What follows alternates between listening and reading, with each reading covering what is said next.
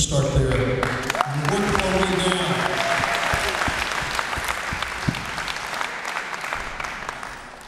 So, just as I don't go to the politicians, just we sidestep the infrastructure, as Griffin said earlier, they have done a long march through our institutions. We have to do a reverse march. But I'm going to go right around the establishment and right to the people that make a difference. And just as we do that for current serving, I'm now going to do the same thing for the veterans. How many here swore an oath to support and defend the Constitution? Raise your hand.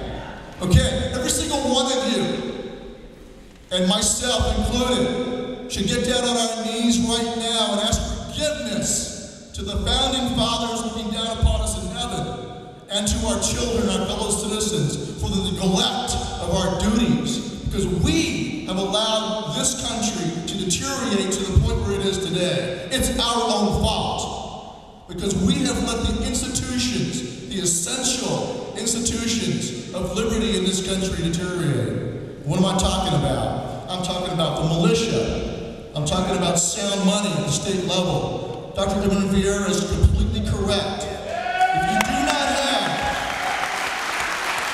If you do not have physical security, which means you, the people, as the militia, and if you do not have sound money, which means silver and gold in your pockets, then you are weak. And we have to revitalize those institutions now if we are to save this republic. And so, let us go around the established order, and let us get back to our roots and to the foundation of this country. Let's do it ourselves. Picture over you a building that is falling apart. It's crumbling, it's going to collapse. That's the fiat money system that's over us right now. We've allowed the political elites to erect this over our heads. And what are we doing right now? Is if we just sit and do nothing, then let it collapse on top of us. Don't fool yourself that you'll be able to come out of the rubble and rebuild, because they have another infrastructure planned for us to put over our heads once this one collapses. When the National Federal Reserve collapses, their answer is going to be a worldwide Fed. That's what they're already working on. You had the chairman of the IMF saying a couple months ago that they're going to use the special drawing rights as an interim currency all the way to a world currency.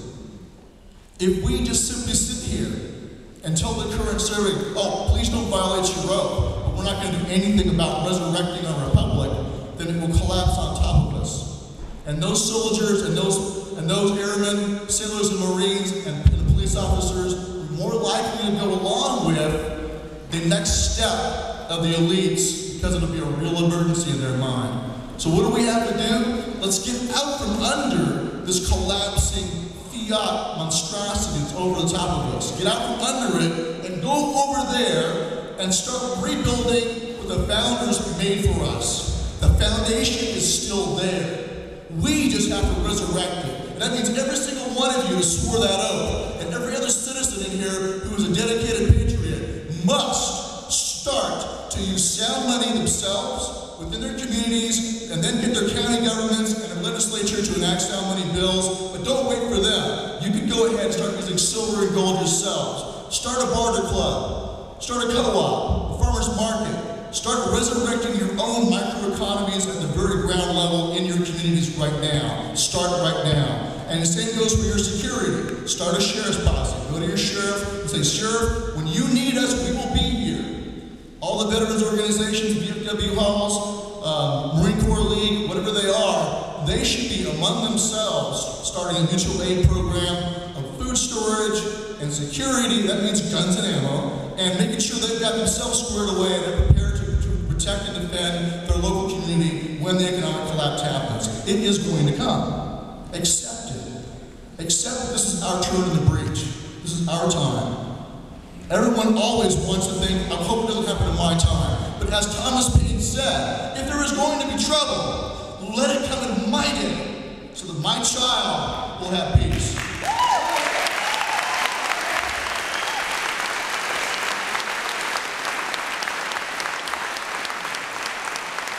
So as us once like to say, and Adam knows this term, embrace the suck.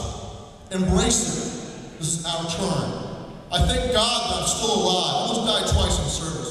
I feel like I'm still here for a reason. And I'm glad to be here, to stand up. And if we stand up, and if all of us veterans do what must be done and resurrect our republic from the bottom up, we will prevail. If we don't take upon ourselves a personal responsibility to resurrect the institutions of our sovereign republic in our states, if we do not do that, this republic will fall. Simple as that.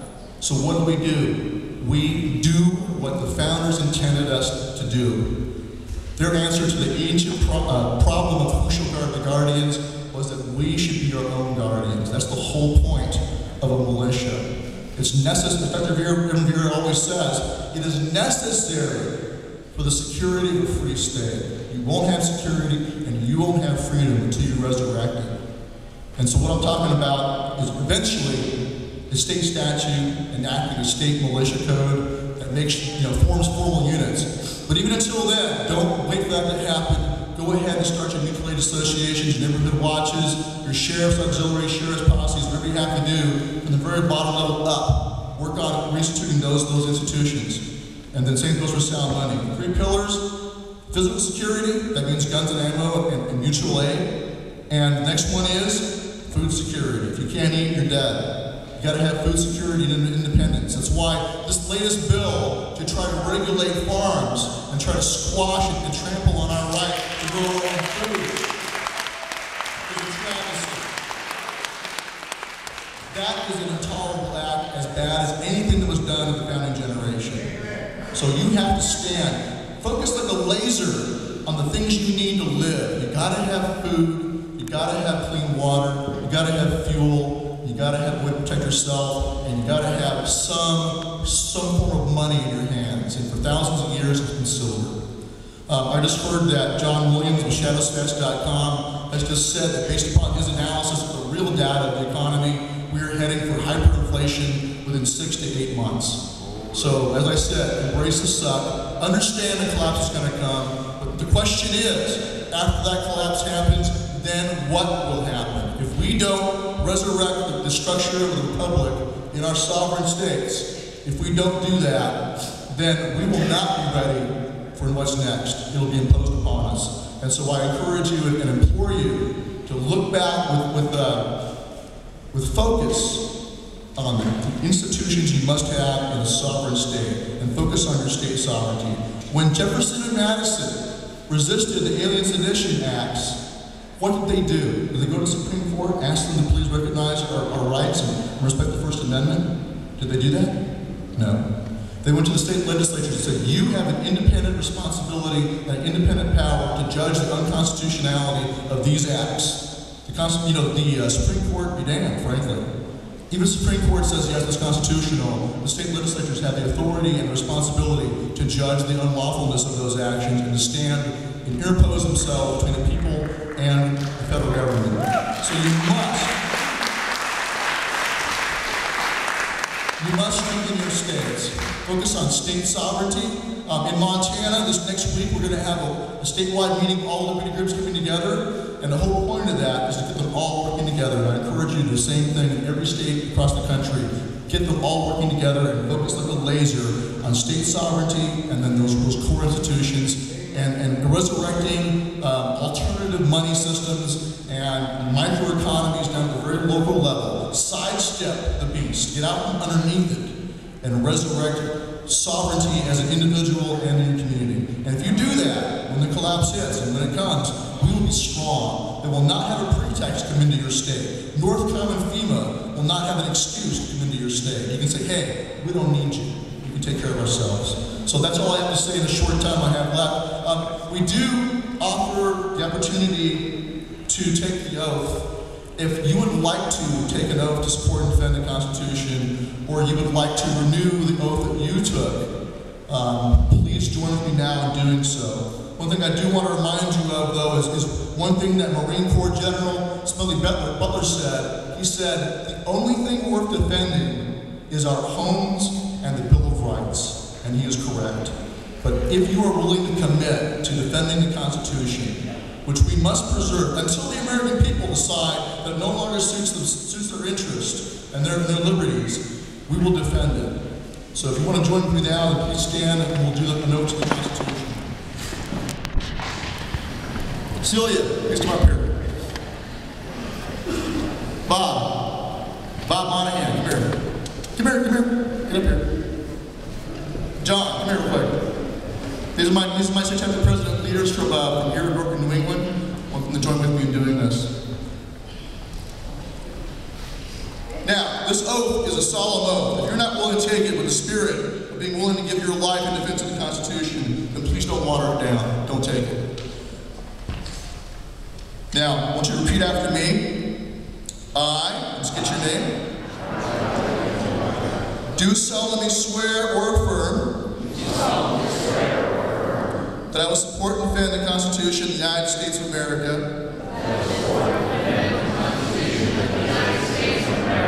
against all enemies, foreign and domestic. That I will bear true faith and allegiance to the same.